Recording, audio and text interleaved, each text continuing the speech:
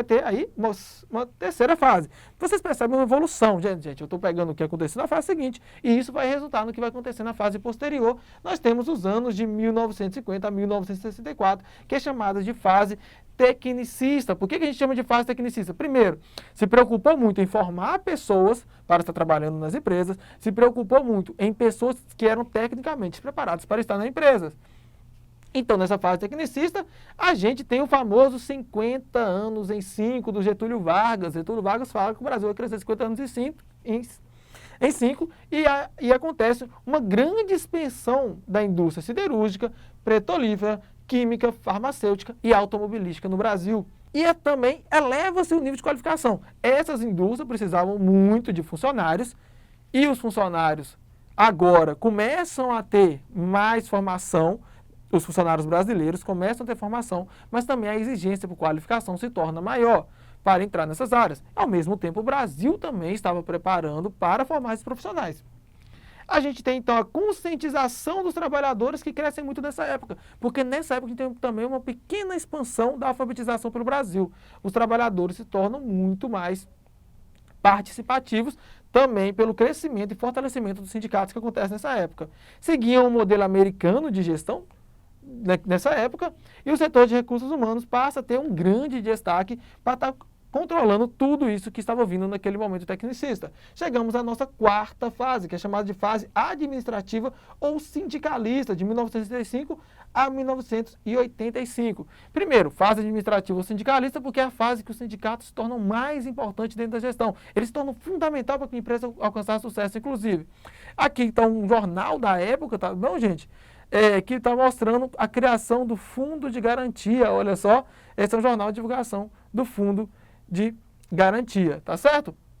Nesse momento, durante essa fase, quais são as características? Os militares assumem o poder em 1964 e eles vão dissolver os organismos unificadores do movimento operário. Então, os militares assumem o poder e dissolvem muitos sindicatos. Lembrando, a ditadura militar é uma ditadura e, por ser uma ditadura, ela preza, né, por não ter movimentos contrários ao modelo de gestão. Tudo aquilo que vai contra o modelo de gestão, ela tende a acabar, ou querer acabar. Então, ela dissolve os movimentos que unificavam os operários numa luta.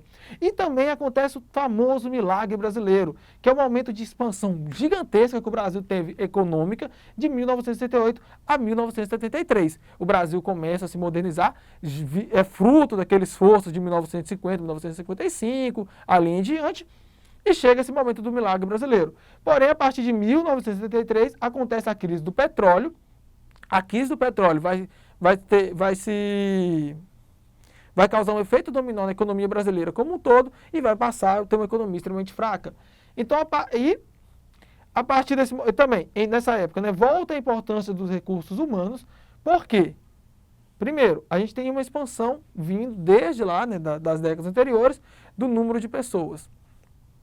No momento que os militares assumem o poder, os recursos humanos passam a ser menos importantes. A gestão de pessoas passa a ser menos importante, porque eles estavam fazendo tem que organizar dessa forma e pronto. Então não precisa de alguém para gerir, é só dessa forma. Porém, eles percebem que isso não está dando muito certo e começam a alavancar de novo esse setor das empresas. Então, acontece greves muito mais frequentes, acontece um bocado de greve aqui, principalmente por causa dessa crise de 1973, por isso a gente chama de fase sindicalista. Da Segunda Guerra Mundial até 1980, a gente vai ter uma importância crescente dos sindicatos. Os sindicatos vão conseguir organizar os trabalhadores e os trabalhadores vão conseguir impor à empresa um certo respeito quanto às suas condições de trabalho. E isso vai resultar em melhores condições de trabalho, que, consequentemente, resulta no melhor progresso das empresas, tá certo?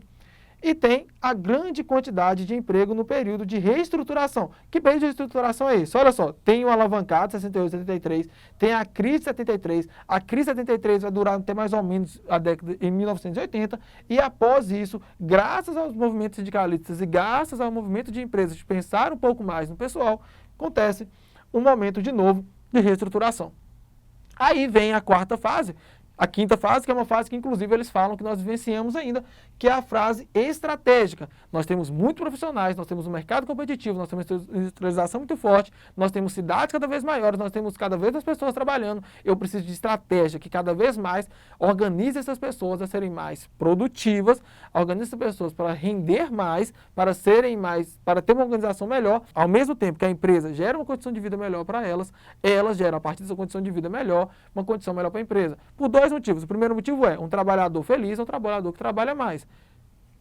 Então, se eu trabalho um pouco mais contente e dentro daquela organização eu ajo de forma eficiente, aquela organização passa a ter mais resultados. Se os resultados dessa organização são melhores, eles se refletem também numa melhora para mim. E no sentido de que, a partir do momento que eu cresço junto com a organização, eu passo a ter mais poderio financeiro. Tendo mais poderio financeiro, eu movimento melhor o mercado. Movimentando melhor o mercado, a organização também tende a angariar bens com isso. Angariando mais bens, ela consegue contratar mais funcionários, dar uma qualidade melhor para funcionários, e esse ciclo vai continuando. Por isso, para manter esse ciclo continuando de forma agradável e bem feita, a gente tem a fase que a gente chama de estratégica, porque é uma frase muito estratégica mesmo. Profissionais de gestão de pessoas passam a ser mais desafiados e fundamental, porque a gestão de pessoas vai fugir daquele modelo totalmente voltado a cumprir as regras da CLT e vai começar a pensar também em cumprir um papel de desenvolver as empresas a partir da gestão de pessoas. Então, acontece o que eu chamo aqui de recessão e crescimento da economia. Por quê? A partir de 85, eu tenho a década de 90, que acontece um crescimento na economia. Tem 2000, até 2005, 2010, que eu tenho novamente um crescimento baixo da economia, mas depois disso eu tenho um decréscimo na economia. Então tem movimentos tanto de crescimento como de recessão na economia. E a gestão de pessoas tem que estar preparada para isso e ela faz com que no momento de recessão tenha motivos para alguma alavancada na economia.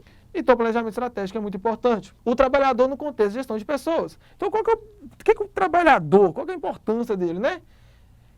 Qual é o contexto dele dentro desse modelo de gestão de pessoas? Transição do indivíduo econômico para o indivíduo complexo. Anteriormente, acreditava-se, ou trabalhava-se, ou fazia-se do trabalhador apenas um indivíduo econômico. Ele está ali para gerar mais bens, mais riqueza para aquela empresa. Agora passa a ser um indivíduo complexo, que tem anseios, que tem vontades, e que se a empresa consegue realizar boa parte dessas vontades, ela também consegue maior valor econômico. O indivíduo como ser de relações sociais. Isso aqui a gente vai chamar até de interracionalização. Ao mesmo tempo que o indivíduo ele recebe ordens, ele também é capaz de estar julgando essas ordens e praticando essas ordens e até mesmo alterando essas ordens. Eu faço uma interracionalidade. O trabalhador e as pessoas da gestão de trabalho se comunicam mutuamente para estar gerando um melhor bem para aquela organização. Gestão das pessoas está intimamente associada à temática da gestão das mudanças. É preciso sempre estar mudando a empresa de forma progressiva e, para isso, a gente precisa fazer uma melhor gestão de pessoas. Recompensas nesse momento do trabalho, olha só como é que é importante. Dentro da gestão de pessoas, que o trabalhador seja sempre recompensado pelos seus atos positivos. Por quê? Ao ser recompensado, ele vai fazer mais atos positivos para aquela empresa. E relações interpessoais é um pouco do que eu falei sobre as relações, onde a gestão participa junto com o trabalhador. O contexto da visão contemporânea na gestão das pessoas. Então vamos falar um pouco do contexto da visão atual de gestão de pessoas. Pressões externas e internas, pressões que vão estar influenciando hoje, no nosso contemporâneo. Globalização. O momento que muitos produtos são vendidos por muitas empresas, e muitas empresas vendem o mesmo produto. Então, você tem uma pressão para que seu produto seja competitivo nesse mercado que é extremamente globalizado. Acontece, então, uma turbulência do ambiente. O ambiente de trabalho hoje é extremamente turbulente porque a pressão é muito grande, e tá certo? E por ser muito grande essa pressão, você tem que ter uma melhor gestão. Porque tendo uma melhor gestão, essas turbulências se tornam mais factíveis de serem superadas. Produtos e serviços de alto valor agregado. O que é o alto valor agregado? Gente, um produto ele tem seu valor de mercado. Por exemplo, se eu compro uma laranja, essa laranja custa, sei lá, 25 centavos. O valor agregado dela é todo o valor de produção que chega até essa laranja. O valor que foi gasto com água, o valor que foi gasto com trabalho, o valor que foi gasto com a terra, tudo isso é o valor agregado da laranja. E esse valor agregado tende a subir cada vez mais e a gestão de pessoas deve se preocupar em estar diminuindo um pouco mais do impacto que causa esse produto, que tem um valor econômico X, naquele valor agregado. novas arquiteturas organizacionais de negócio. Então, cada vez mais surgem novas arquiteturas organizacionais. Essas arquiteturas, surge uma, ela tem que ser vista como mais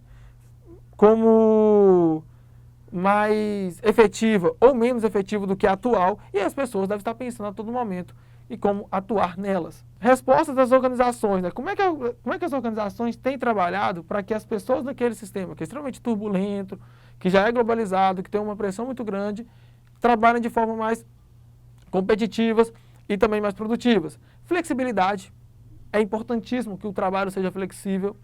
Agilidade, olha só, a flexibilidade está ligada à agilidade. Você tem um tempo para realizar o seu trabalho, você pode ser mais flexível quanto a isso. Você não precisa ficar naquele trabalho mecânico o tempo todo. Você pode ter ideias sobre ele, mas seja ágil ao estar realizando esse trabalho, porque o mercado exige que seja ágil. Gerenciamento eficaz da cadeia de valor. Então, tudo que é gasto naquela empresa, tanto gasto real como de valor agregado, tem que ter um bom gerenciamento. E comprometimento dos seus colaboradores é o principal. Importância do envolvimento das pessoas com a organização. Quando as pessoas estão envolvidas com a organização, o que acontece? Aumenta o nível de produtividade e qualidade do seu serviço, atinge a agilidade nas aquisições e internalização de novas tecnologias, geram rápida aquisição de capacidades e competências organizacionais, garantem maior flexibilidade nos processos de mudança organizacional e alcançam maior agilidade para atender às demandas. A visão tradicional versus a visão contemporânea da gestão de pessoas. Na apostila de vocês tem uma série de coisas que mostram o que mudou da visão tradicional da gestão de pessoas para a gestão contemporânea. Não é necessário na aula falar cada uma delas, vou dar uma visão mais global, tá certo? Mas vai lá, lê a apostila, olha com calma, é importante. De uma forma resumida, a visão tradicional abarca todas as fases de gestão de pessoas, menos a que se desenvolveu a partir de 1985. Aí nós temos a visão contemporânea, tá bom? Na visão tradicional, a área é extremamente burocratizada. Por que ela é burocratizada? Porque ela só visa atender o que tá dentro da CLT. Já na visão contemporânea, muitas vezes a parte burocratizada ela é terceirizada. Já falei de vocês sobre isso. Tradicional é um mandamento, né? É um tipo de mandatário de cima para baixo, sempre. E na contemporânea, não é que ela é de baixo para cima, mas ela é participativa. Todos participam da gestão, todos participam da questão de ordens. Na gestão contemporânea, nós temos descentralização. Então tem a departamentalização, que já tinha acontecido anteriormente, mas agora esses departamentos passam a ser cada vez mais independentes um dos outros. E, principal, é muito melhor do que ser independente, é ser interdependente. E a gestão de pessoas tem que se voltar a garantir isso para a organização. Na visão tradicional, era muito comum a gestão de pessoas ter o ato de vigiar o trabalho. Já na visão contemporânea, é coabitar e atrair e manter os melhores colaboradores possíveis. Vamos lá, olha só, de forma básica.